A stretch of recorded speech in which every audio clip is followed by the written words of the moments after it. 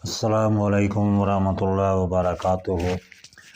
प्यारे भाईओ, अज असीं तुहाडे सामने जानवरां नूं तंग करने वाले कीड़े मकोड़े, मक्खियां, मच्छर, चिचड़, जुआं, पिस्सू का खात्मा जिहड़ा है इहदे वास्ते इलाज पेश करांगे। क्योंकि मौसम गर्मा शुरू हो चुका है और इस मौसम के शुरू होंदियां ही मक्खियां, मच्छर, चिचड़ और जुआं जिहड़ियां ने, पिस्सू वगैरह, इन्हां दी अफजैश भी शुरू हो जाती है और फिर दिन ब दिन जिहड़ा है वधदी जा रही है। क्योंकि इस मौसम के अंदर इन्हां नूं पलन बधन का बहुत मौका मिलता है और इस तरह ये पिस्सू वगैरह, चिचड़ वगैरह, मक्खियां जानवरां दा दम जिहड़ा नक्क च खिच्ची रखदे ने, बहुत तंग करदे ने। ये जानवरां नूं कटदे भी ने, उनका खून भी पींदे ने। इस तो इलावा वैसे भी मक्खियां वगैरह बहुत तंग करदियां ने, जिहदी वजह नाल जानवर बेआराम रहिंदा है, बेसकून रहिंदा है और जानवर मोटा ताज़ा नहीं हुंदा, बल्कि दुध वाले जानवर का दुध भी कम हो जाता है और गोश्त वाले जानवर का गोश्त भी कम हो जाता है। इस तो इलावा इन्हां दी वजह नाल जानवरां दे अंदर नवीं नवीं बीमारियां भी पैदा होंदियां ने, क्योंकि ये जरासीम की मुंतकिली का एक बहुत बड़ा जरिया ने। गंदगी ते बैठते हैं और फिर वो बीमारियां अपने पैरों के नाल लैके जानवरों तक मुंतकिल करते हैं। थना दियाँ बीमारियां, साड़ू वगैरह और इस तरह कई बीमारियां जिहड़ियां ने इन्हां चीज़ों की वजह नाल लगदियां ने ते जानवर नूं यानी बेआराम बहुत करते हैं, जिसकी वजह नाल हर वक्त जानवर जिहड़ा है वो दुम लाउंदा रहिंदा है या काने लाउंदा है अपनी बचत वास्ते, बचाव वास्ते। और बाज़ वक़्त जानवर जिहड़ा अपने खुरां का इस्तेमाल करता है, इधरा खुर चुक इधरा खुर मार, इस तरह यानी बेचारे जानवर नूं डानस ही कराई रखते हैं। हर वेले जानवर नूं बहुत तंग करते हैं। तो इन्हां चीज़ों को जान छुड़ाना इंतहाई ज़रूरी है। जानवर नूं बचाना, जानवर की हिफाजत करना बहुत ज़रूरी और अहम चीज़ है।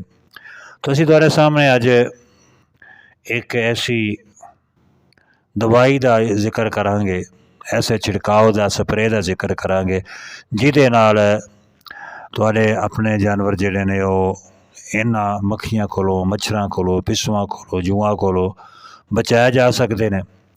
तो इस खतरनाक बीमारी कोलों बचाव वास्ते एक दवाई जिहदा नाम ट्राइक्लोफान, दवाई का नाम की है, ट्राइक्लोफान पाउडर है।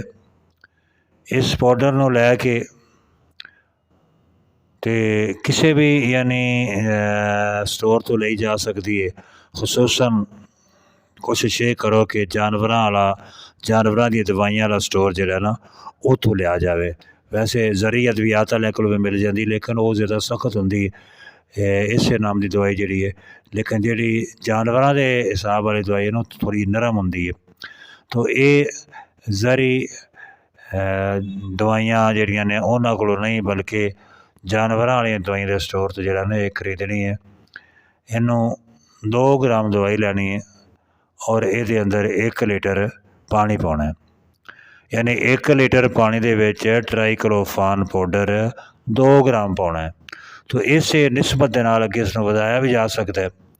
इनू अच्छी तरह मिक्स करके ते अपना फार्म जिहड़ा है उहदे अंदर स्प्रे करो, उसके आस पास दीवारां दे नाल, और दीवारां दे अंदर दरजां होंदियां ने, सुराख होंदे ने, उहदे नाल खुरली दे थल्ले उत्ते यानी आसे पासे छत दे नाल, यानी मुकम्मल तौर पर अपने वाड़े के आस पास, फार्म के आस पास से अच्छी तरह इसकी स्प्रे करनी है। और इस दवाई की स्प्रे जानवर से भी की जा सकती है, लेकिन वो वास्ते एहतियात ज़रूरी है कि जानवर से अगर स्प्रे करनी है तो वह यानी दवाई जी जानवर के मूँह विच, नक विच या अखां विच ना जाए। यानी ये बचाना है कि किते जानवर के मूँह, नक और अखां विच दवाई ना चली जाए। ये इसका बचा के तो जानवर से स्प्रे की जा सकती है। और कोशिश करो कि 2 घंटे तक जानवर को अच्छे तरीके उसकी हिफाजत करो, ताकि जानवर जिहड़ा इस ਦਵਾਈ ਨੂੰ ਚੱਟੇ ਨਾ। 2 ਘੰਟੇ ਤੋਂ ਬਾਅਦ ਜਾਨਵਰ ਨੂੰ ਨਵਾ ਦਿੱਤਾ ਜਾਏ। तो इस तरह ये जितने भी यानी पिस्सू वगैरह है सन, चिच्चड़ वगैरह है सन, ये मर जाएंगे। और वाड़े के आस पास स्प्रे करने नाल मक्खियाँ वगैरह मच्छर वगैरह जिहदे कोलों जानवर की जान छुट जाएगी। तो शुरू 2-3 दिन इस अमल को सुबह शाम करो ताकि आस पास भी जिहड़ियां मक्खियाँ वगैरह ने आ जान। और फिर इस तो बाद 15 दिनों बाद फिर दोबारा करो, क्योंकि उसकी वजह ये होंदी है कि मक्खियाँ मच्छर जिहड़े तुसी यानी पहले मौजूद सन उन्होंने दवाई पाई वो तो खत्म हो गए, लेकिन जिहड़े इन्होंने अंडे दिते सी, जिहड़े इन्हां दे लार्वे सी वो मौजूद सी। और फिर 5-7 दिन तो बाद वो अंडे और लार्वे जिहड़े ने वो मक्खियाँ मच्छर पिस्सू बन के चिच्चड़ बन के जिहड़े जानवर ने फिर तंग करना शुरू कर देंगे। तो इस वास्ते यानी 3-4 दिन मुसलसल करो और फिर तकरीबन 10-15 दिनों बाद फिर दोबारा करो, ताकि जिहड़े दोबारा भी मच्छर दे अंडे वगैरह विचों निकल के लार्वे जिहड़े ने मच्छर बन के निकले ने ना मक्खियाँ, तो उन्होंने ख़त्म किया जा सके। तो इस तरह करन नाल इन्हां ते मुकम्मल तौर पर कंट्रोल पाया जा सकता है। और इस तो इलावा भी बहुत सारियां दवाइयां ने जिहड़ी तुसीं डॉक्टर के मशवरे नाल डॉक्टर साहब को पुछ के ते उन्हां दा स्प्रे कर सकते हो। लेकिन ये दवाई जिहड़ी है अच्छी भी है और इहदा जानवर नूं खतरा भी घट हुंदा है, यानी जानवर नूं नुकसान बहुत घट करती है। करनी तो वैसे एहतियात चाहिए, हर दवाई की एहतियात करनी चाहिए, लेकिन ये कम अज़ कम नुकसान पहुँचाने वाली दवाई है। इस वास्ते यदा मैं जिक्र किया। वैसे बहुत सारिया दवाइयां ने वो तुसी डॉक्टर साहब के मशवरा लैके उन्होंने को दवाई लैके उसका स्प्रे जो है वो कर सकते हो। और इस तो इलावा आम तौर पर मच्छर को मक्खियाँ को बचाने वास्ते जानवर का जोड़ा फुजला है यानी मैंगनियाँ वगैरह ने आली जिन्होंने कहने मली उन्होंने भी अग लगा के ते अग लगा दे उहदे नाल धुआं निकलेगा और धुएँ नाल वक्ती तौर पर जोड़ा यानी इन्हां कीड़ियां को जानवर नूं बचाया जा सकता है।